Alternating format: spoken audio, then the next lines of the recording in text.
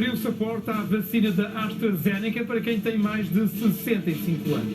O governo admitiu essa possibilidade depois de vários países terem começado a usar essa vacina nos grupos mais velhos. A Comissão Técnica para a Vacinação da Direção-Geral de Saúde afirmou que há novos dados científicos sobre a eficácia da vacina da AstraZeneca. Foi a terceira a ser autorizada pela Agência Europeia do Medicamento e aquela que tinha um número reduzido de participantes acima dos 65 anos durante os ensaios clínicos. No entanto, os últimos estudos têm revelado também uma eficácia em pessoas mais idosas.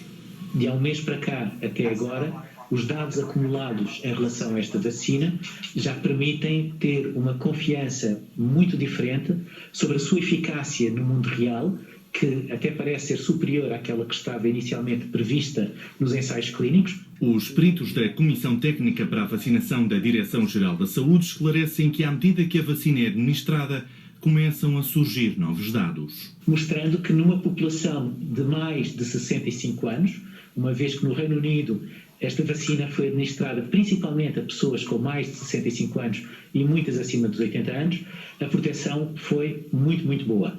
E isto é um exemplo de como a evidência muda e como as recomendações e os pareceres da Comissão Técnica têm que ir evoluindo. Perante os novos estudos, Portugal admite administrar a vacina da AstraZeneca a pessoas com mais de 65 anos. Se vier a demonstrar em linha com outros países na Europa que de facto existe uma boa eficácia da vacina da AstraZeneca, como disse, para maiores de 65 anos, não teremos qualquer problema em ajustar o nosso plano de acordo com esse suporte técnico. O governo português entende que deve ser cauteloso e não avança com uma data nem confirma se reajusta o plano perante as novas evidências científicas.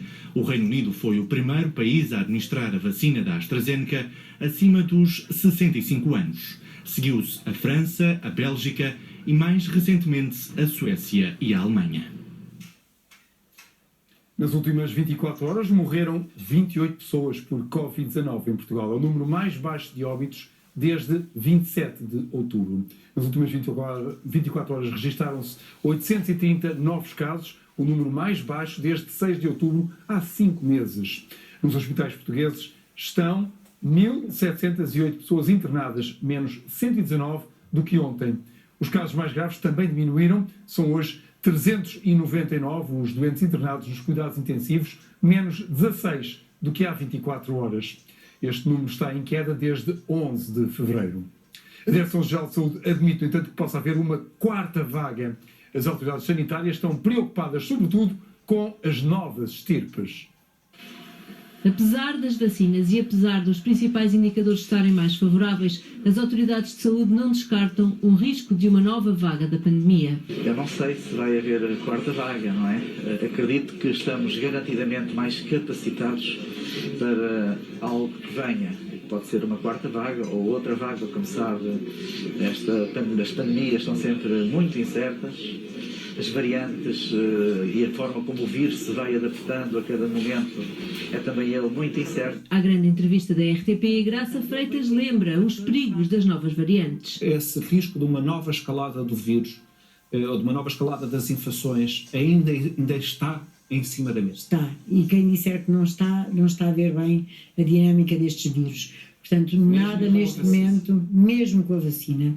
Nós também já sabíamos, não sabíamos era quando é que iam aparecer nem as suas características, mas toda a gente sabe que este tipo de vírus sofre mutações e que o conjunto dessas mutações dá origem a variantes. Agora, como é que estas variantes se vão comportar é que é a grande incógnita. Daqui a 8 dias o Governo apresenta um plano de desconfinamento gradual e que pode ser diferente em cada região. Com o número de internamentos Covid em cuidados intensivos ainda acima das 300, este é de todos o indicador que causa maior apreensão nesta altura. Portugal é neste momento um dos 5 países com menos casos de Covid-19 da União Europeia. O mapa de risco foi hoje atualizado pelo Centro Europeu de Controlo de Doenças e mostra que o nosso país registrou nos últimos 14 dias uma incidência de 164 casos de infecção por 100 mil habitantes. Por isso, o tom de laranja é mais claro do que acontecia há 14 dias. A região norte é representada com um tom ainda mais claro, o que significa que a norte, a taxa de incidência de Covid é mais baixa do que no resto do país. Melhor do que Portugal, entre os 27 países da União Europeia, só a Dinamarca, a Alemanha e também a Finlândia e a Croácia.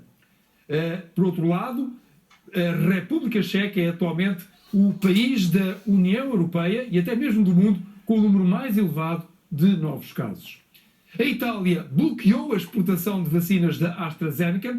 São 250 mil doses destinadas à Austrália que as autoridades italianas consideram terem de ser utilizadas na Europa. A decisão foi comunicada a Bruxelas e recebeu o aval da Comissão Europeia. É a primeira intervenção de um Estado-membro desde que a União Europeia mudou as regras de exportação de vacinas para fora do espaço europeu. Itália bloqueou a exportação de 250 mil doses da vacina da AstraZeneca para a Austrália, com o intuito de as doses serem administradas na Europa. A Comissão Europeia podia vetar, mas optou por não o fazer. Depois de 6 semanas consecutivas em queda, o número de casos de Covid na Europa cresceu 9% na semana passada. Os dados são da Organização Mundial de Saúde, que pede mais testes e mais vacinas o quanto antes. We are seeing a resurgence in Central and Eastern Europe. New cases are also on the rise in several Western European countries where rates were already high. Continued strain on our hospitals and health workers is being met with acts of medical solidarity between European neighbours. A confirmar o aumento de contágios, sobretudo na Europa Central e de Leste, a Hungria registrou esta quinta-feira quase 6.300 casos. É o número mais elevado dos últimos 3 meses e o país vai para mais um confinamento. És a halálozások száma nőne meg radikálisan, de a nyitás is, az újraindítás is későbbre tolódna. Nem csak azért kell most zárnunk, hogy megvédjük az emberek életét és egészségét, hanem azért is, hogy mielőbb nyithassunk, mielőbb újraindíthassunk, mielőbb visszatérhessünk a normális élethez. O cenário repete-se de forma semelhante em países como a República Checa, Eslovénia, Áustria e Estónia, onde mais casos é sinónimo de mais restrições e de corrida aos testes. No caso dos austríacos, são grátis. Ja, der Andrang ist sehr groß, wie ich auch erwartet habe oder vermutet habe, weil das ja medial überall kolportiert wurde und verkündet wurde, dass das ab heute um 8 Uhr früh bereit ist zum Abholen. Meine Mitarbeiter und ich haben leider die Tests erst am Freitagabend erhalten und davon auch nur einen Bruchteil. Por causa da proximidade, a Alemanha apertou o controlo nas fronteiras com a República Checa e Áustria. Ainda assim, em território alemão, planeia-se o levantamento parcial das restrições a partir do final do mês. Isto, claro, se a situação não piorar. Das heißt, wir bauen eine Notbremse ein. Wenn wir in ein exponentielles Wachstum geraten, deshalb die 100, die Verdopplung der 50, dann muss sozusagen wieder zurückgegangen werden zu der Situation vor dem 8. März. Um estudo agora revelado concluiu que há uma relação direta entre a obesidade e os elevados índices de mortalidade por Covid. Em 2,5 milhões de mortes causadas pelo vírus, 2,2 milhões ocorreram em países onde mais de metade das pessoas têm excesso de peso. O novo presidente da TAP vai ser um alemão.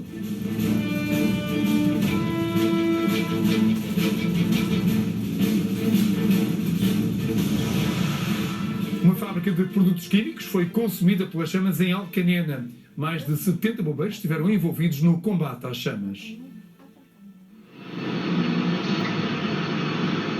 As imagens mostram a dimensão do incêndio que consumiu um armazém de produtos químicos em Lameiras, concelho de Alcanena. Segundo o Comando Distrital de Operações de Socorro de Santarém, estiveram envolvidos no combate ao fogo mais de 70 operacionais, apoiados por 24 viaturas. Mas foi impossível travar as chamas. No local funcionava uma empresa que se dedicava à criação de produtos de limpeza e que nos últimos tempos se focava essencialmente na produção de álcool gel. O alerta para este incêndio foi dado pouco depois das 5h30 da tarde. Vamos em direto para Alcanena, onde se encontra a Carla Diogo. Boa noite, Carla. Ainda há focos ativos? Boa noite, José Rodrigues Santos. Sim, nesta altura ainda há um foco ativo que o Pedro Mateus pode mostrar. É este foco que se encontra precisamente à nossa frente e que os bombeiros continuam então a tentar combater há já algum tempo. Quando aqui chegamos, há cerca de 45 minutos, este foco encontrava-se ainda bastante ativo. Nesta altura, então, está menos ativo, mas vamos fazer aqui um ponto de situação com a Presidente da Câmara de Alcanena, a doutora Fernanda Aceiceira, para percebermos, doutora, de facto, já são algumas horas de combate a este incêndio. Tem sido difícil para os bombeiros, uma vez que se trata de uma fábrica, de facto, de produtos químicos. Os focos vão surgindo, porque, como já dissemos, são produtos químicos que estão aqui em causa, não é? Efetivamente, é uma empresa que produz produtos de limpeza e desinfetantes e, por isso, produtos muito inflamáveis. E a origem foi precisamente de uma reação que originou uma primeira explosão e que rapidamente se propagou a toda a empresa. Felizmente, rapidamente chamaram os bombeiros, que acederam em grande número a este local. Temos 75 operacionais, 25 veículos, 11 corporações de bombeiros que rapidamente atuaram com meios, como estão a comprovar, no local, com espuma, porque esta reação nem sempre se apaga com água, mas também com outra componente de espuma para procurar atenuar e combater logo as chamas que eram intensas. E foram intensas e levaram realmente à destruição desta empresa de sucesso, distinguida em 2020 como uma PME líder e que, infelizmente, hoje, com esta fatalidade, ficou destruída. Quantas pessoas estavam aqui a elaborar na altura? Quantas pessoas é que trabalham aqui? Trabalham cerca de 14 pessoas. Felizmente, com a reação que ocorreu rapidamente, saíram em segurança. Ainda conseguiram também salvar alguns veículos, outros não, mas máquinas, equipamentos eletrónicos, tecnológicos, produtos, os seus próprios arquivos, equipamento de escritório, pronto, são materiais muito inflamáveis e que rapidamente ardem e que efetivamente praticamente não se conseguiu salvar nada, salvaram-se as pessoas que conseguiram sair a tempo. Muito bem. Muito obrigada, Sra. Presidente. Fica então aqui feito o ponto de situação deste incêndio nesta fábrica de produtos químicos, que o combate então já leva algumas horas e que deverá levar então ainda a algumas mais, uma vez que se trata de uma empresa de produtos químicos que está a ser combatida, conforme já dissemos, por 75 bombeiros e 25 viaturas. Carla Diogo, em direto de Alcanena. O Presidente pediu solidariedade estratégica de todos na prevenção dos fogos florestais. Marcelo Rebelo de Sousa presidiu ao último Conselho de Ministros do mandato a convite de António Costa. Depositar nas mãos do Sr. Presidente da República, em forma de bonsai, um exemplo de uma quercus nacional já centenária. É o símbolo da boa relação e cooperação institucional entre Governo e Presidente. Marcelo presidiu ao último Conselho de Ministros do mandato a convite de Costa, com o foco nas florestas. Em matéria de pandemia, como em matéria de presidência portuguesa do Conselho da União Europeia, como em matéria, que era o grande tema deste Conselho, da estratégia no domínio não só dos fogos florestais, mas do ordenamento do território, do ordenamento florestal, é fundamental para o país que haja uma solidariedade estratégica. Há 5 anos, Cavaco Silva também foi convidado para o último Conselho de Ministros do mandato com as atenções no mar. Agora, na vez de Marcelo, o Governo aprova vários diplomas de prevenção e combate aos incêndios. No dia de hoje, nós evocamos 20 anos sobre a tragédia dentro dos rios e não há nada como prevenir para não ter de remediar. E a matéria tratada hoje neste Conselho de Ministros é uma matéria de interesse nacional que envolve todos, independentemente das posições que tenham no governo ou na oposição. António Costa destaca a cooperação estratégica com o Presidente sobre o tema das florestas durante o primeiro mandato e confia no chefe do Estado para o trabalho futuro. Tenho a certeza que o Sr. Presidente da República, no novo mandato que inicia na próxima terça-feira, é o garante de, para lá desta legislatura, assegurar a continuidade daquilo que é uma aposta estratégica do país e que não pode ser simplesmente uma aposta deste governo, cujas funções cessarão em 2023. Na memória de todos ainda estão os trágicos incêndios de 2017 que ninguém quer que voltem a repetir-se, apesar dos bons resultados recentes. Este sucesso relativamente às áreas ardidas, o sucesso que temos tido na diminuição do número de incêndios, não nos pode fazer esquecer daquilo que é essencial. É que o mais importante, que tem a ver com a reconstrução da paisagem, que tem a ver com a reforma profunda da floresta, esse é um combate permanente e que tem que continuar a ser permanente ao longo das próximas décadas. São os derradeiros capítulos do primeiro mandato de Marcelo Rebelo de Sousa. Pelo que se viu no último Conselho de Ministros, a boa relação com António Costa está para durar. Os proprietários de terrenos vão ter de fazer a limpeza até 15 de maio e não até 15 de março, como estava previsto. O Ministro do Ambiente justificou a decisão com as condições meteorológicas e com o confinamento geral devido à pandemia. São mais 2 meses do que o previsto para limpar os terrenos rurais. Transferir a data de 15 de março para 15 de maio, naquilo que é a responsabilidade dos particulares, isto resulta, naturalmente, a maior dificuldade em termos de pandemia, mas, sobretudo, estamos em condições de o poder fazer, porque as abundantes chuvas de fevereiro fazem com que os terrenos tenham muita água. A ideia é ter o território limpo e preparado a tempo para diminuir o risco de incêndio.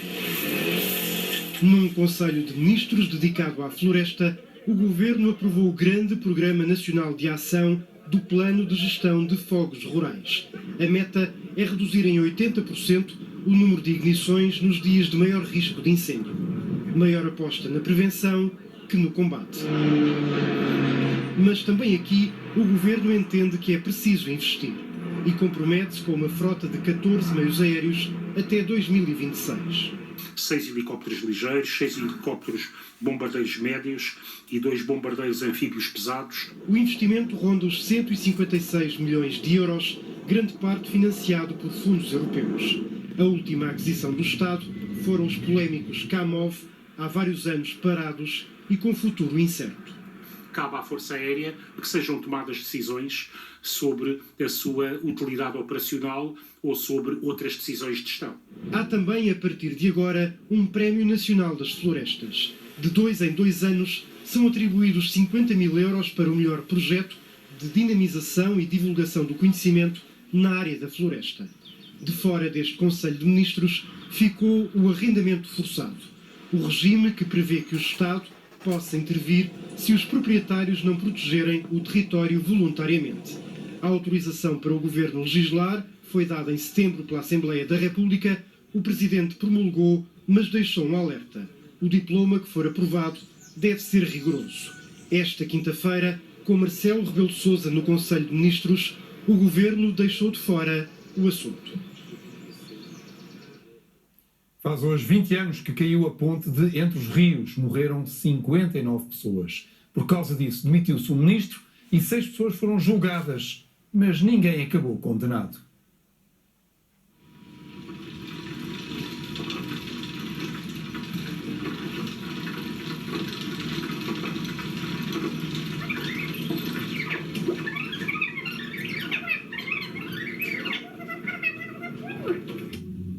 Venho à porta e lembro-me de olhar para a ponte, mas só na tona da água via luzes, eram os carros, ainda estavam na tona da água. Eu vi um carro andar para trás, devia ter sido o meu filho, porque o meu filho entrou em contato comigo há alguns minutos e disse: "Oh mãe, eu só estou a falar para ti, mãe." Eu disse: "Oh, onde estás?" "Oh mãe, eu tive que andar para trás às ruas e vi um autocarro ir ao fundo com 2 carros lixeiros, oh mãe, que iam perto dele." Daí um bocadinho as luzes, pronto, desapareceram, que os carros foram ao fundo.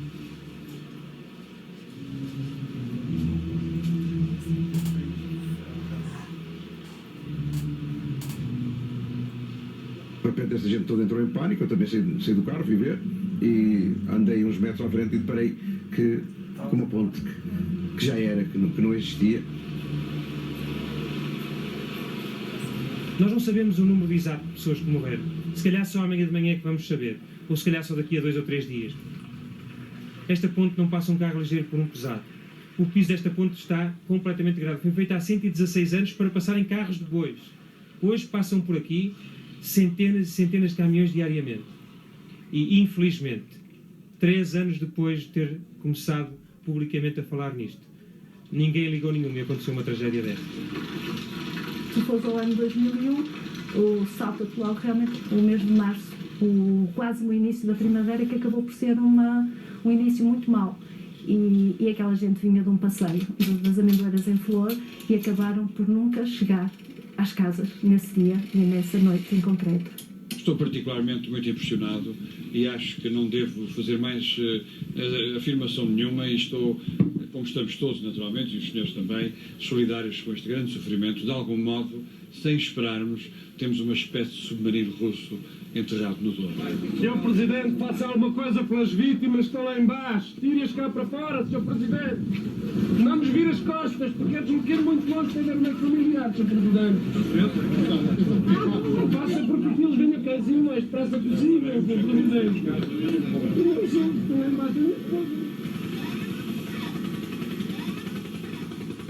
Se houve incúria, e pode ter havido ao longo deste tempo, ou por falta de verificação, ou por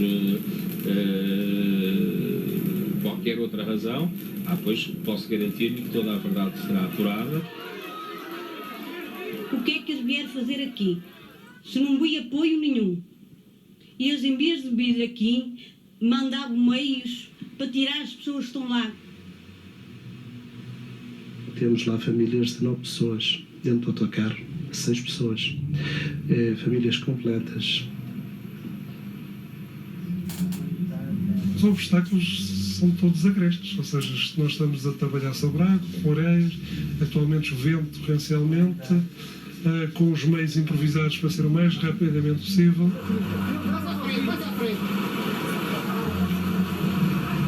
Hoje o trabalho foi todo no sentido de se pôr o autocarro cá fora. O trabalho é muito difícil, está assente num grande declive. Está pronto um meio aéreo, um avião, para poder, o mais rapidamente possível, transportar os corpos para Castelo de Paiva. As buscas nunca havia muito parado. Se fosse pessoas, sei lá, com mais dinheiro, ou não fossem as pessoas tão humildes, eu acho que as buscas que eu tinha parado. É realmente um murro no estômago quando nós vemos aquelas imagens, aquela escuridão e o sofrimento daquelas famílias, tudo aquilo que nós vimos nos dias a seguir, de muita dor e muita tristeza. E nós temos isso tudo guardado. É, no fundo, o arquivo, neste caso, é as nossas memórias físicas e no fundo, as memórias nunca se perdem. Vamos em direto para o monumento, por onde passaram muitos familiares das vítimas da tragédia de Entre os Rios e onde se encontra o Manuel Boavista. Boa noite, Manuel. Boa noite. Muitas homenagens, de facto, homenagens simbólicas, sobretudo por causa da pandemia, que obrigou a que fossem à vez cada família, no seu silêncio, na sua oração, que passassem por este espaço que foi edificado precisamente para não mais esquecer essas 59 vítimas que perderam a vida há 20 anos na tragédia de Entre os Rios, e este espaço que se chama Anjo de Portugal, que tem agora uma vela por cada uma dessas vítimas, para que não mais sejam esquecidas aquela que foi a tragédia que chocou todo o país. Ao longo do dia houve, de facto, pequenas e simbólicas homenagens, desde logo uma missa para recordar essas vítimas em Raiva, a freguesia de onde eram a maioria das pessoas que perderam a vida, e depois, há poucos minutos, aconteceu aqui, precisamente, no Anjo de Portugal, assim se chama este monumento, aconteceu uma cerimónia onde se ouviram palavras, foi declamado um poema, ouviram-se palavras de algumas das entidades, mas acima de tudo, e a registar, também ficou uma palavra de agradecimento nessa homenagem. Foi através do sacerdote que aqui presidiu, que agradeceu pela vida de cada uma destas vítimas e também pela vida de quem aqui homenageou. Hilda Martins deposita flores junto às fotografias dos familiares que perdeu. Os familiares são aqueles três que estão ali, que é a minha mãe e o meu irmão no meio e o meu sobrinho, aquele mais novo. O monumento, construído em memória das vítimas, foi o local escolhido para uma cerimónia simbólica. Alguns dos que viveram a tragédia de perto recordam os que partiram há 20 anos na queda da ponte. O seu filhado era o motorista do autocarro. O motorista do autocarro, sim. 20 anos depois, o que é que ainda fica? Muita saudade. Muita saudade. No final, aproximaram-se do local onde a tragédia aconteceu. É uma homenagem que fazemos a todos aqueles que, sensivelmente às 9 da noite do dia 4 de março de 2001, caíram deste sítio onde nós estamos, onde a ponte desabou. E o maior respeito que nós podemos lhe dar é demonstrar que a vida continua. E continuando, nós, com sentido de ajuda, que era o que eles faziam connosco. As homenagens multiplicaram-se ao longo de todo o dia. Manuel Gonçalves e a mulher percorreram o tabuleiro da ponte, onde perderam 4 pessoas, incluindo o filho.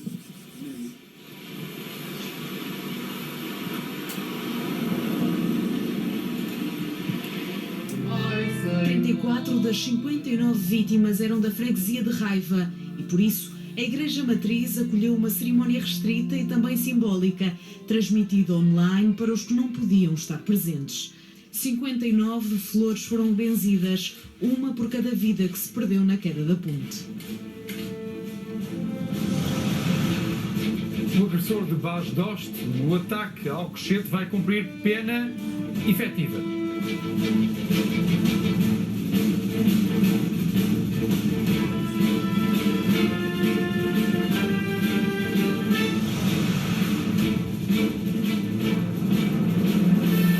O presidente da Ground Force acusou o ministro Pedro Nuno Santos de querer nacionalizar a empresa. Em causa está uma garantia do Estado a um empréstimo que a Ground Force pediu para pagar salários a 2.400 trabalhadores. Tudo isto numa altura em que a TAP vai ter um novo presidente alemão. Chama-se Ian Albrecht Binderberger e liderou a Saudi Arabian Airlines. Na TAP fazem-se os últimos ajustes para colocar em marcha o plano de reestruturação. O novo presidente executivo já está escolhido, mas a RTP sabe que a decisão só será oficializada depois de Bruxelas se pronunciar sobre o documento, o que deve acontecer entre o final deste mês e o início de abril. O Jornal Económico afirma que o eleito é o alemão Jan Albrecht Binderberger. Esteve até ao ano passado na liderança das linhas aéreas da Arábia Saudita, tem mais de 40 anos de experiência em aviação. Foi selecionado pela consultora contratada pelo governo para escolher o novo homem forte da TAP. O Ministério das Infraestruturas não comenta, mas Pedro Nuno Santos admitiu, numa sessão de esclarecimento sobre o plano de recuperação e resiliência, que o setor o tem deixado ocupado. A aviação tem tirado muito lugar, muito tempo, seja entre aviões, aeroportos e serviços de handling. Saída da presidência executiva está Ramiro Sequeira, que, no entanto, deve continuar na companhia, onde antes era diretor de operações. Em pleno processo de reestruturação, a TAP vê Diogo Lacerda Machado e Esmeralda Dourado deixarem o Conselho de Administração. Quanto a Miguel Frasquilho, o representante do Estado na TAP, ainda não há certezas. A RTP sabe que a continuidade do presidente não executivo só será tratada mais à frente.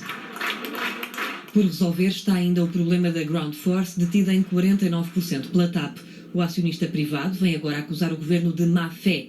Em comunicado, o presidente da Ground Force assegura que quer pagar os salários dos 2.400 trabalhadores, mas afirma que não pode ser o único a dar as ações da empresa como garantia para um empréstimo do Estado e acusa Pedro Nuno Santos de querer nacionalizar a empresa. Investigadores da Universidade de Coimbra estão a avaliar medicamentos contra a Covid-19.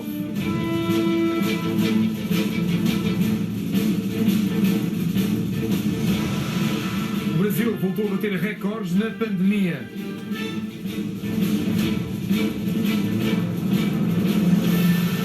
São assuntos para a segunda parte do Telejornal. Até já!